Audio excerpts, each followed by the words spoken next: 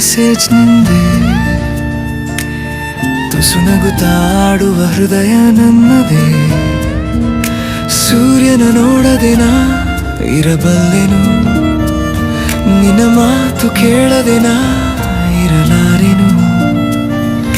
ಸಾವಿರಾರು ಹಾಡನ್ನು ಕೇಳಿದೆ ನೀನು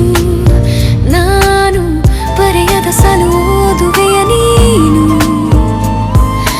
ದೇವರಿಗೆ ಬಿಡುವೆ ನಿನ್ನ ಜೊತೆಗೆ ಕೊನೆಯವರೆಗೆ ನೋಡಿಕೊಳ್ಳುವೆ ನಿನ್ನ